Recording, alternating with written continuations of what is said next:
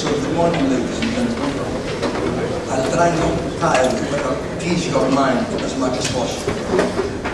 But obviously, we must protect our lonely planet. There's nowhere else to go. So if we want to live here, this is the only place we have to live.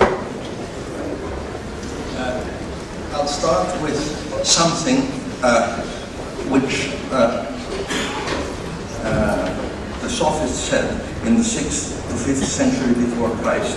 In Greek they said «Η φύση είναι έννοια δικαίου, σοφή και αιώνια, η νόμη ως έννοια αυθαίρετη και προϊόν σκοπιμότητας».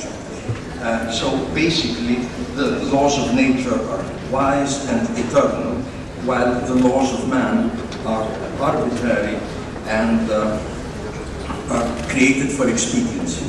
So that's basically what the sophists said, and I'm inclined to agree with them. So everything is changing except our mindset. We still seem to think in the same stereotypes. There's a quotation from Galbraith that says, in capitalist and socialist systems alike, ideology can become a substitute for painful thought. It is mentally easier to rely on past teachings than to face up to their current irrelevance. Then Einstein seemed to say any intelligent fool can make things bigger, more complex, and more violent. It takes a touch of genius and a lot of courage to move it in the opposite direction.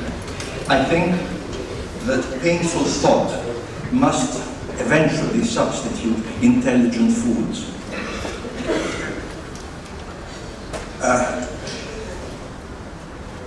Mr. Ivar Giver, a Nobel laureate, he's about 88 years old now, famously said, if a theory doesn't agree with the experiment, you cut out the theory. I think it's a perfectly logical assumption. Physicist. So, everything to do with it. Well, anything to do with climate, with the Earth's climate, is complicated. It is important, in order to do anything correctly, that we prioritize our goals. I believe the priority should be global warming and how it affects our survival and existence, and 2, health issues. Not the other way around, because if we're not alive, health issues are useless. We cannot serve both God and Mammon.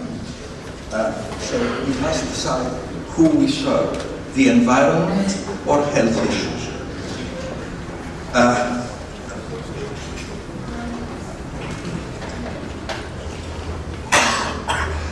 To succeed, we must understand the human reaction to stimuli. So, misconceptions and reality. Shipping emits 2.5% of greenhouse gases as per the IMO 2012 thing, and transports about 90% of the world trade.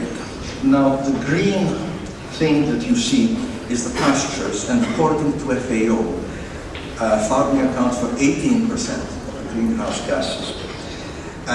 Please realize that the production of 1 kilo of beef emits 34.6 kilos of CO2.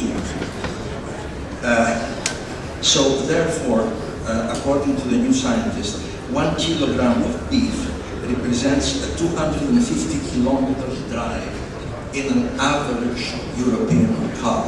So next time you eat a kilo of beef, actually you eat half of it. 2 of you probably eat the kilo.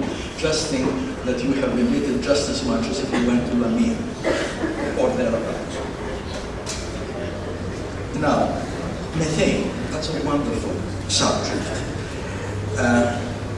Methane occurs and is a greenhouse gas extremely potent. Some people say it's about 25, 26 times more potent than CO2, but on the other hand, recent papers say that it is 86 times more potent greenhouse gas for the first 20 years. it is 25 times more when it reaches 100 years.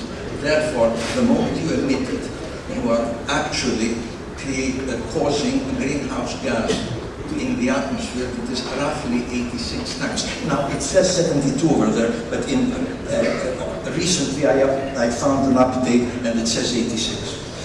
It's written on the bottom of the slide. So, shipping CO2 emissions. Let's see where we stand and what we're criticized for. Now, with the IMO figures between 2007 and 2012,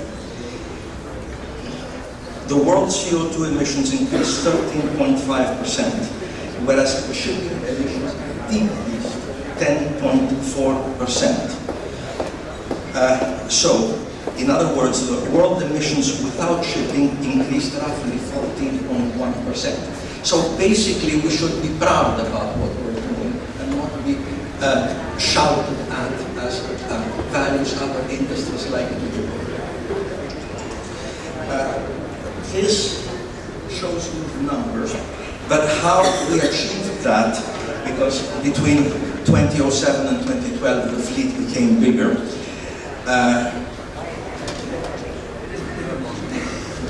About 10% of the reduction in emissions, which was roughly 40% of the shipping per ship or per ton of cargo carried,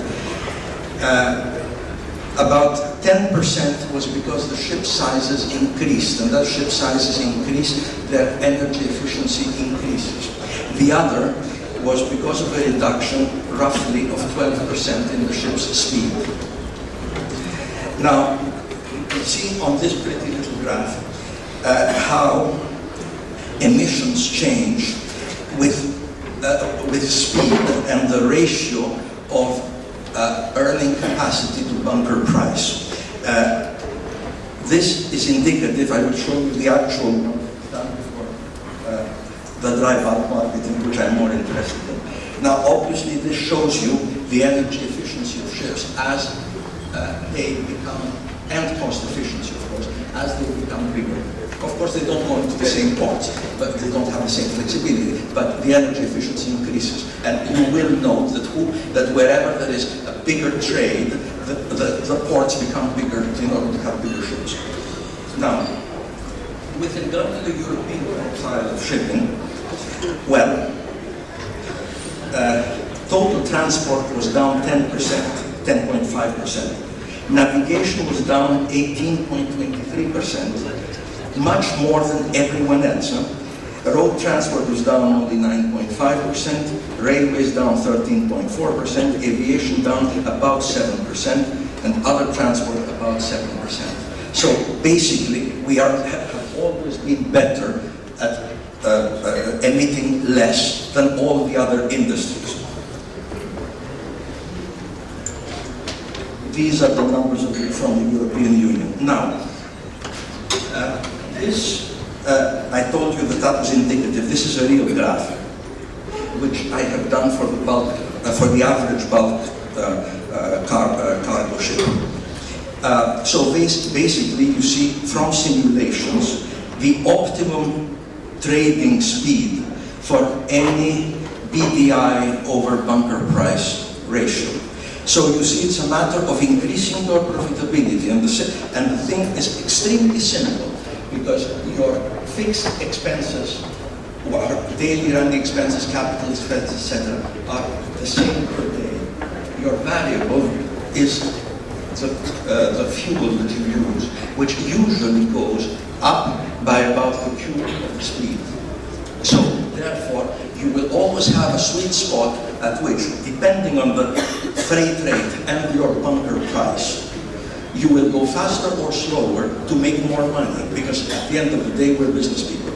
So it's an automatic balance.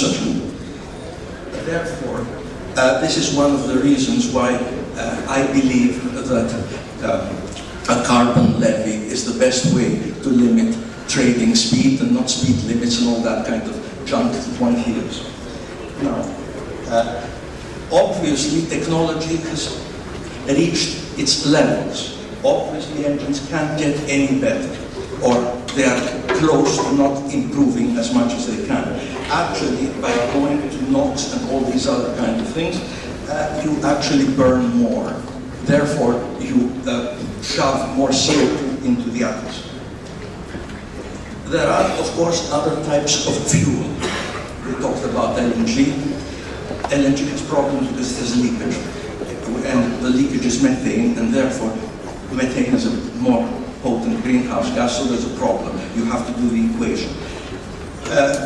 The only fuel, in my opinion, that is possibly a solution is what the Navy Research, the US Navy Research Laboratory has patented as of last year, which is it managed to sequester hydrogen and CO2 from seawater and then recombine it into all kinds of fuels to be used on board the ships. Right now it's in the experimental stage, in the laboratory stage, sorry. It's all the experiments work. It's in the laboratory stage, and they are building a bigger laboratory in Florida in order to increase the scale and get more things. But their purpose is to have all their conventional ships not need to take on bunkers. Now, if you sequester CO2 from the ocean and you then spew it out, it's basically zero emissions because it's the same, what you call it, a CO2 amount in the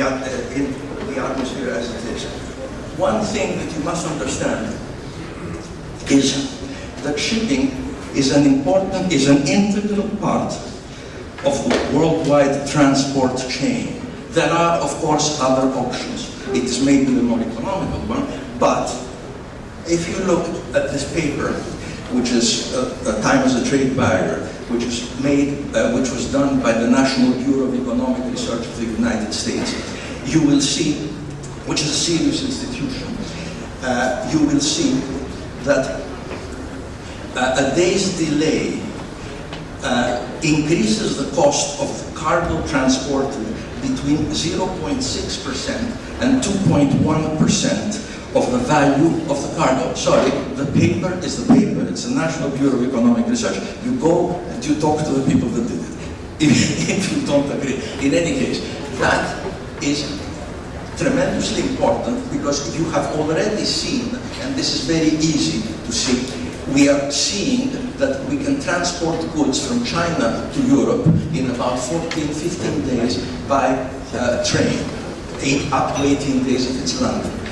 If that happens, that would increase the CO2 spewed in the atmosphere by roughly 30% because of the cargoes moving from the ship to the train. Therefore, further slow steaming is not a great option because all you're doing is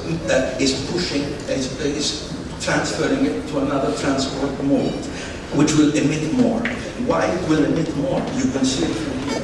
This is a graph made by the National Technical University of Gratsos, and it's quite impressive. Obviously, airplanes emit more than anyone else, and of course, some people in the airline industry like to tell us what to do because they think they're better. In any case, the way forward. What we must do is make more energy efficient ships. Now, how you make an energy efficient ship basically has to do not with the engine. Putting a small engine on the same hull will not improve the emissions. It will improve the index that was designed by IMO. And I can tell you that Greece was against it. We, in our submissions, as the Union of Greek Shipowners in Greece, we submitted papers that said that it should not be based on horsepower but on ship speed. Why we said that? Because the EPA in the United States, from 1976, if I remember correctly, the fuel efficiency index that it has made for cars is based on a driving cycle. And I think the European index is also based on a driving cycle, which is the same for every stupid car. So it is eminently easier to copy what is an efficient, effective system done by the EPA a long time ago, and what is a driving cycle. To make it easy, a ship speed, steady speed. If it's slow speed ships, let's say 13 or 14 notch speed. If it's containers, 18, 20 or whatever they decide. But in any case, that's the easiest way of being able to do it. Obviously, you understand the reason. Assuming these two people are exactly as strong as each other, the racing skull can actually do about, if I remember correctly, 10 knots, and that's the record for 1 kilometer. Whereas the other boat will, because the other hull shape will only do 2.5 knots, even though the guy is just as strong as I said. Now, at the bottom corner over there, you will see that in 1981, in 1980 rather, Burmeister and Wayne, Copenhagen, designed the Burmeister, the Mark III Panamax, which was both bulker and a tanker. Now, that ship was completely different from the other, so to speak, eco designs at the time, because you remember what do you call it? The second oil shock was in 1979. That's when the price of fuel skyrocketed, and it made no sense to go fast. So in any case, Burmeister and Wayne decided to work on the hull. It made a finer hull, and the ship had a little bit less deadweight. Same tubing, huge propeller. We had such a ship, and many other Greeks also.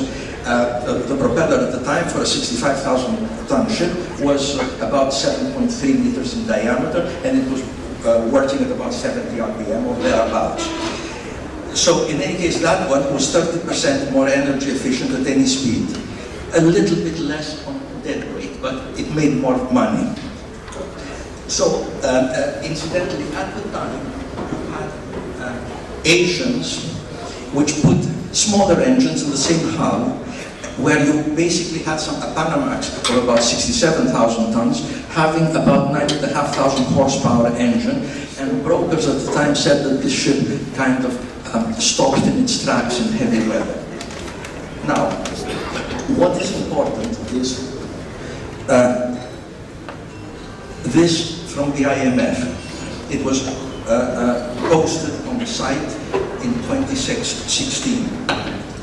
It says, the only meaningful incentive to any businessman is overall cost. Incidentally, ship owners are businessmen. And fiscal policies are environmentally effective. Pricing carbon increases price for fossil fuels, electricity, etc., which promotes with one instrument and strikes the efficient balance across the entire range of mitigation opportunities. Then it goes on to say ETS requires accompanying price stability provisions and requires auctioning allowances not being given for free. And then it goes on saying regulations are less effective as they focus on a narrow range of mitigation opportunities. ETS and other mitigation opportunities are less cost effective. So, basically, let's look at what ETS does. I mean, what kind of signal would that kind of price give any businessman? I think the incentive would be gamble. It wouldn't mean, make sure that the price of fuel is going to be higher. It just tells you that if you play the market, maybe you'll get it right, or maybe you'll get it wrong. That's my opinion of what it says.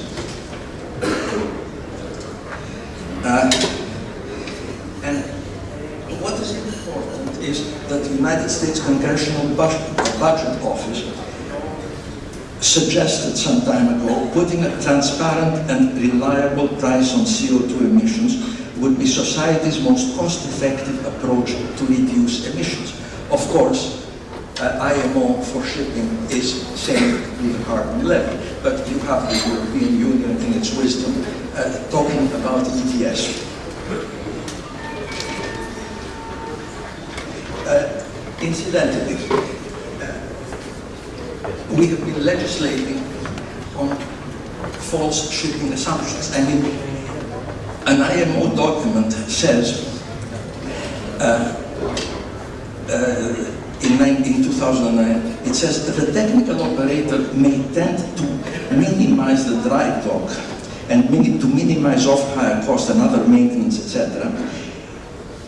At the same time, handing the fuel bill to the commercial operator. Anyone involved in shipping knows that this is total nonsense, because our ships are evaluated based on their guaranteed time charter trading performance, which is illegally binding. You know that if your ship burns 3 tons more than the other ship, your rate will be less. You know that.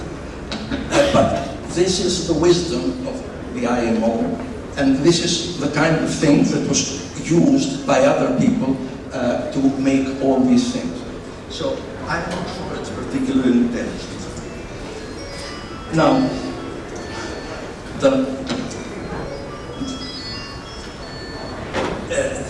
regulation 14 of Marco, the SOx aerosols create clouds. They last only a few days and cool the atmosphere. NOx destroys methane lifetime. Okay, methane is a greenhouse gas that is even up to 86 times more potent. So,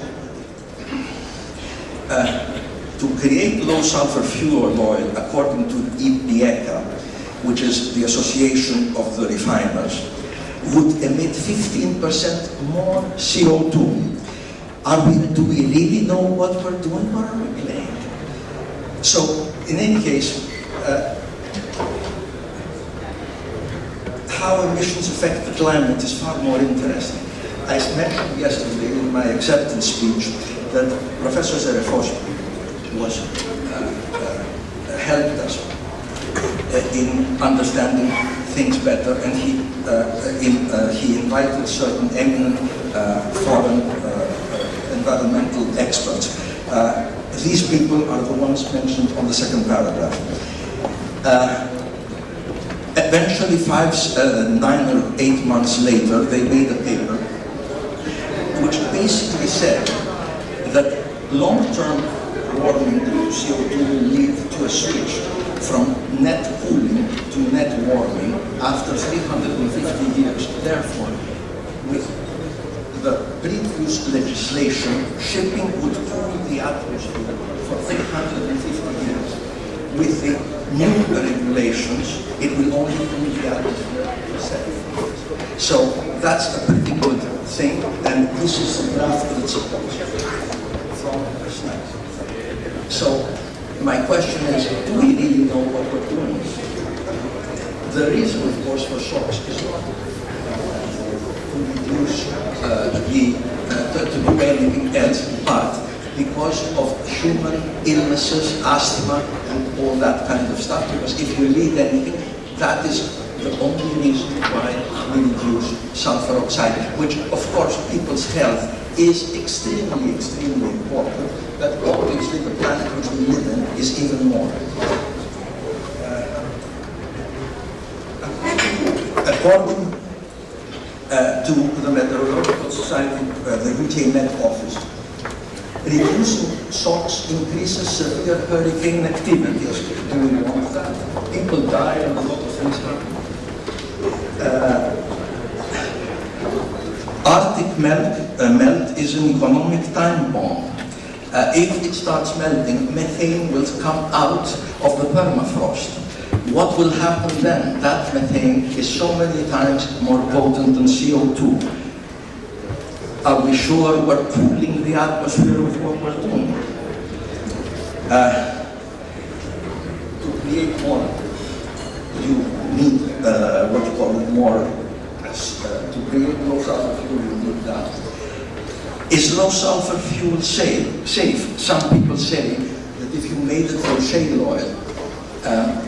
oil has a 0.1 to 1% sulfur content, and therefore you would basically have a low sulfur fuel oil for that. But that is nonsense, because from this paper you can see that which compares two shale oils with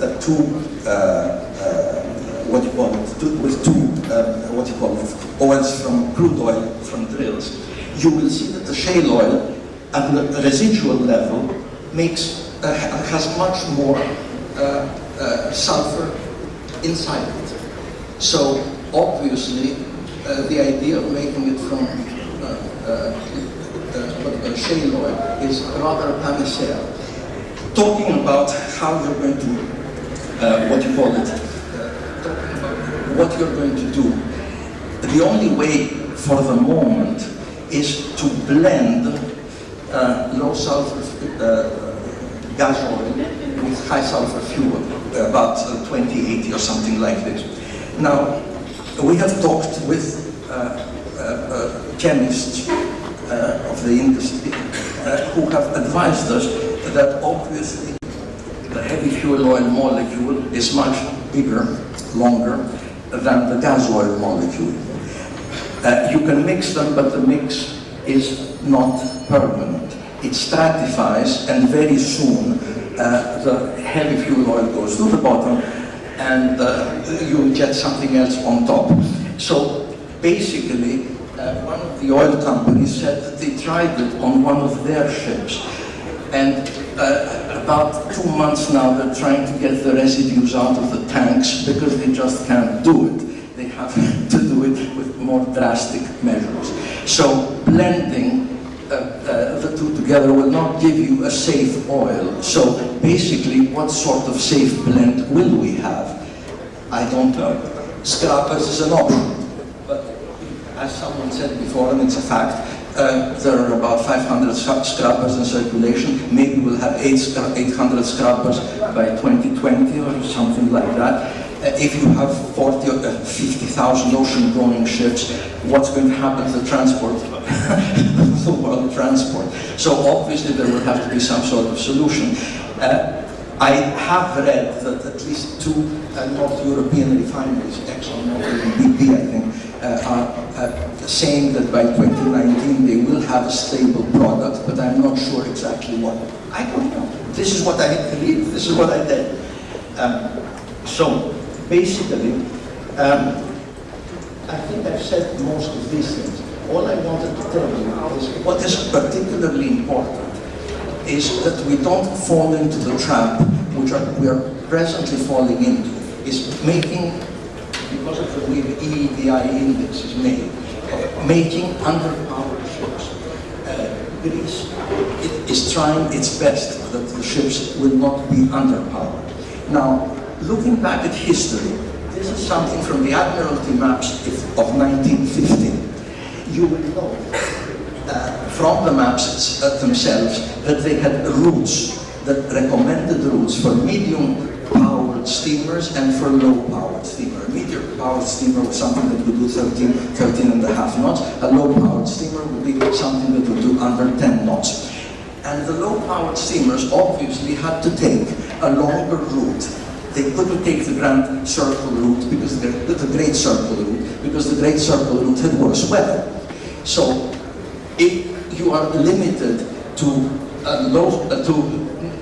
not to go to the, for safety reasons, not to go to the Great Circle route, you're basically traveling a longer distance. And I don't know if people realize it, but for example, you see the worst situation there is from New York to Gibraltar. A low-powered steamer is about 14.6 times longer a distance than it would be through the Great Circle. So you see, you have all kinds of interrelationships that if you don't understand them, you will make a big, big, big mistake. I think that basically finishes this thing. I don't think that you want my views on zebra mussels, etc. But zebra mussels are basically freshwater things, freshwater animals that die within 3 days if they are in a saltwater environment. Therefore, if basically if we had ballast water exchange in 1986, when the zebra mussels were loaded with the ballast in the Black Sea by a ship going to the Great Lakes, if we had ballast water exchange at the time, I don't think a live zebra mussel would have entered ever the the Great Lakes, and we wouldn't have had this problem. You should also remember one thing, which is rather important, is that the world's ocean currents are transport about 1 million times more water, seawater, than what the ballast of the ships. And according to the National Oceanographic and Aeronautics Administration of the United States, things that multiply the planktons, which would obviously mean mussels and sponges and things like that. The planktons come out of the sponge or whatever into the water and then are transported by the currents, and the currents go over the water. And so sooner or later they will lead somewhere. For example, in the Mediterranean, we have one new species of fish, aquatic life, entering from either Gibraltar or the Suez Canal. So we can't stop it. And remember, even the Black Sea has currents, because there's a current in the Gulf. So the world works that way. We must understand how the world works before we legislate. Thank you very much.